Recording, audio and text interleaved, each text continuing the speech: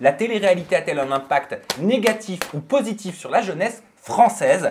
J'ai posé la question à ma communauté, vous allez voir, ils ont été plus de 32 000 à nous apporter leurs réponses, mais pour l'heure, la question, elle est pour nous. Toto, négatif ou positif, l'impact sur la jeunesse française?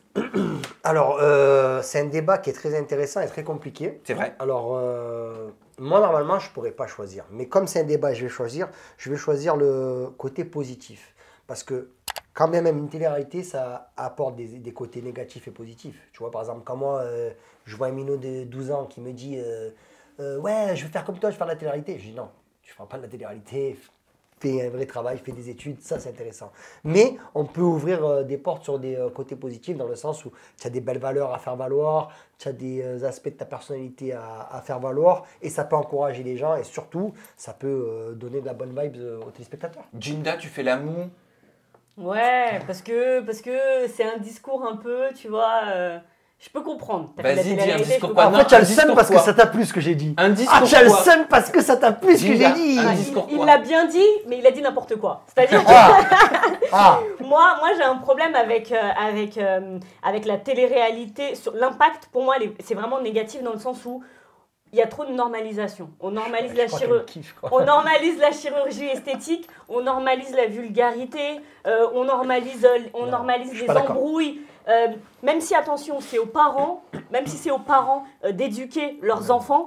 Là, sur ça, on est d'accord. Mais quand il y a un manque dans un foyer, par exemple, d'éducation, voilà, les jeunes, ils vont se rapprocher des réseaux sociaux, de la télévision. Et quand ils vont tomber sur des émissions de télé-réalité où ça parle de « Ah, t'es belle, t'es bonne, viens par ici, que machin ». Ma beauté, c'est voilà, intéressant ce que tu dis. on rentre dans un truc qui n'est pas bon, tu vois. Mais regarde, moi, c'est intéressant ce que tu dis et je rebondis parce que là, c'est pas la télé-réalité qui est peut-être négative, c'est plus les réseaux sociaux et ça, c'est un autre débat. Parce que je t'explique, moi, j'ai vécu sans mon père à la maison, j'ai vécu avec ma mère et ma grande sœur et quand ma mère me disait « ça, tu regardes pas », il n'y avait pas de télé-réalité à l'époque, oui, je suis né en 1912, mais il y avait pas, ma mère me disait « tu regardes pas », peut-être ma mère, je te garantis que tu ne regardais pas, tu vois.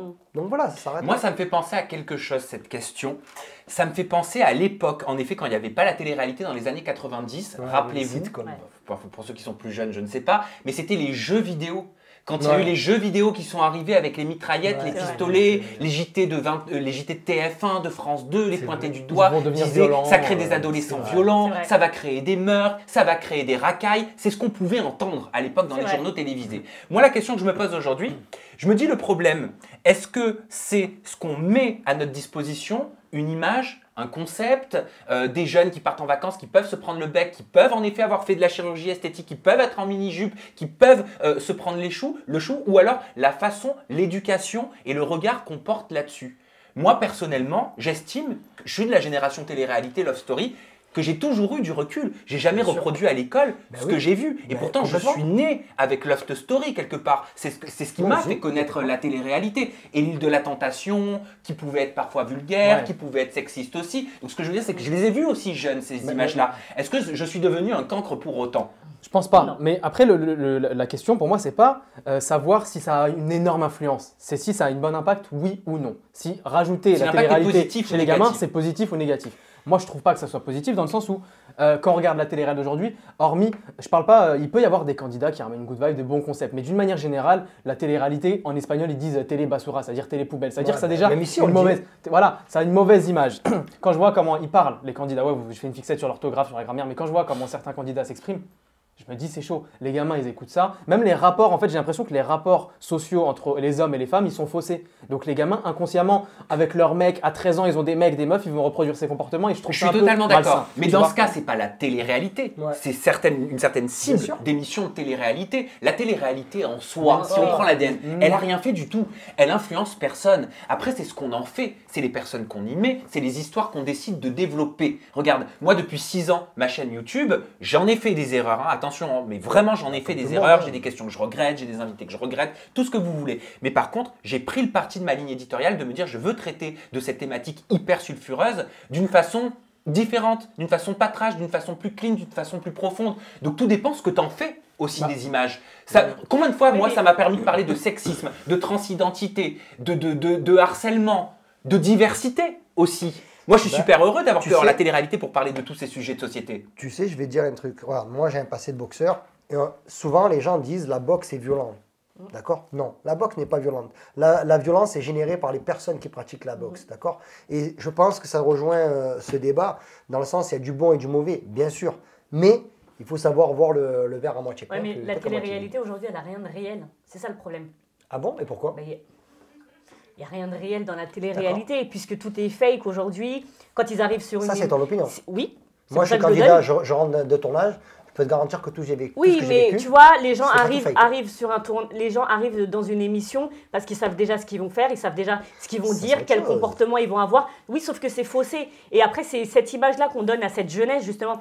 Il y a même une étude quand même qui prouve que l'addiction aux émissions de télé-réalité provoquerait une baisse de performance scolaire. Donc ça veut dire que ça a vraiment un impact. Mais il y a des années, quand tu parlais des jeux vidéo, c'est pareil. Mais oui, c'est comme pour les jeux vidéo. Là, pour le coup, je suis désolé, je rejoins Thomas. C'est une étude, c'est pas moi. En quoi toutes les études sont pas intelligentes? Est-ce que demain, ton gosse, tu lui dis, fils, fais de la télé-réalité? Non. C'est qu'inconsciemment, dans ton discours, tu te contredis. Explique.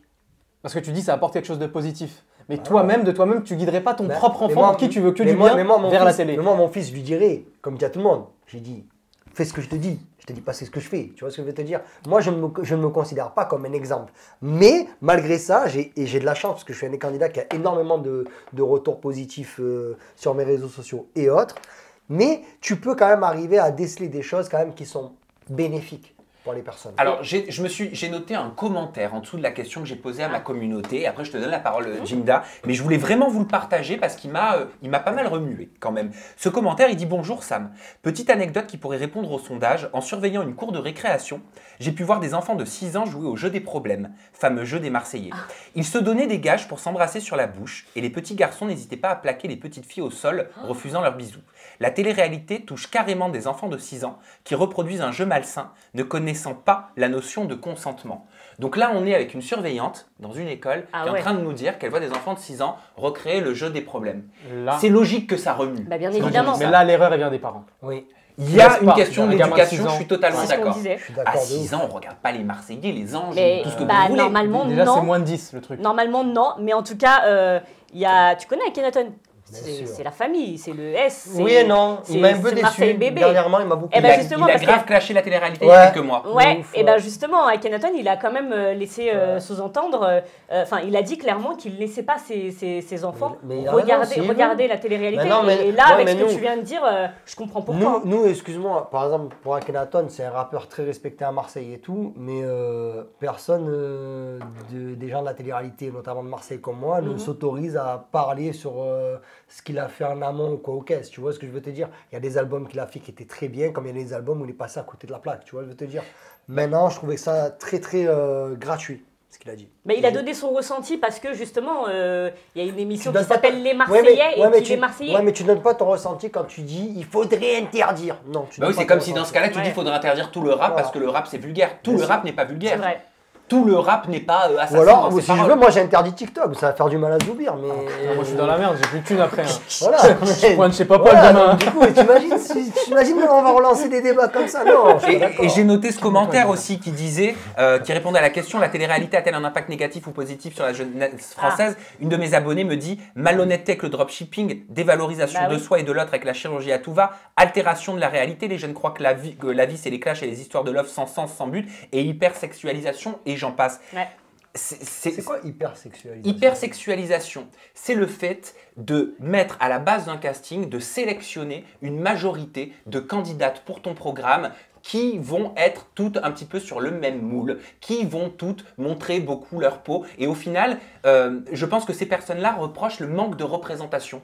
Toutes les jeunes femmes ne sont pas comme ça. Regarde Batia, qui travaille avec nous. Elle n'a pas un mini-short, elle n'a pas des lèvres refaites, elle n'a pas les seins refaits, elle n'a pas les fesses refaites. Elle m'a parlé des lèvres tout à l'heure. Je ne critique pas, mon cher Thomas. Je dis juste que les personnes sélectionnées sont beaucoup dans le même moule. Bien sûr. Mais comme nous, même alors dans ces cas-là, tu peux dire pareil pour les garçons, dans le sens où on a tous une espèce de dégaine, on est tous plus ou moins dans le même mood aussi pareil, tu vois ce que je veux te dire. Mais vous avez quasiment tous des abdos alors que moi j'en ai pas, tu vois. J'en ai perdu moi des abdos, mais après... Voilà. Vous êtes tous hétéros alors que moi je je suis gay. Eh ben non, voilà. Non, j'ai plein de collègues gays qui font de la télé-réalité. Ah bah qui tu vas me dire? Eddy? Eddy, Jaja. Bah Jaja, il en fait plus. Ben non, mais il en a fait. Après, il y a voilà, Eddy, donc Jaja, après, il y a qui d'autre? Merci. Plein d'autres. Merci de m'avoir donné raison, Toto. Non, mais ça fait 2, c'est bien quand même. Oh. Est-ce que vous voulez découvrir le résultat du sondage où vous avez un mot pour clôturer ce débat? Non, mais là, tu as listé. Pour moi, c'est ça. Violence, complexe. Si. Les émissions de télé-réalité, ça forme aussi beaucoup de complexes. La violence verbale, physique, la drogue, l'alcool, sors-moi 3 arguments. Le manque de respect. Tu sais quoi, sors-moi 3 arguments. Sors-moi 3 arguments que je vais te contrer. Vas-y, dis-en. Mais pourquoi tu dis violence? Mais pourquoi, Ginta? Parce que c'est une histoire de diversité pour moi. Il faut pas supprimer ces programmes de télé-réalité. Il faut simplement avoir plus de représentation. C'est quoi une émission de télé-réalité pour toi, Sam? Bah, c'est les anges, c'est les Marseillais, c'est la Villa des Cœurs Brisés, c'est Maman et ses lèvres. Comment tu le définis? Comment tu le définis? Pour moi, et c'est comme ça qu'on le définit même sur le journal, c'est du divertissement. D'accord? Et un moment donné où je me divertirai plus, eh ben ouais, je regarderai plus. Mais moi, pour me divertir, dans le mot divertir, il y a le mot diversité aussi, quelque part. Et c'est peut-être pas si bête qu'il y ait la même particule, qu'il y ait le même mot dans divertissement et diversité. C'est peut-être du divertissement, mais il n'y a pas de diversité. C'est quelqu'un. C'est sorti comme ça. Voilà, j'ai été inspiré de là. Il n'a pas sorti les paillettes à blanc. Alors, est-ce que vous voulez découvrir les résultats du sondage? Alors, à la question, la télé-réalité a-t-elle un impact négatif ou positif sur la jeunesse française? Vous avez répondu négatif à 94%, positif à seulement 6%. C'est énorme. Le panel est de 32 000 votants. Il y a 32 000 personnes qui disent ça. Voilà. Quand même, ça fait réfléchir. Pose-toi les bonnes questions. Mais moi, je me les pose tous les jours et pas que pour la télé-réalité. T'inquiète pas, allez, ma petite.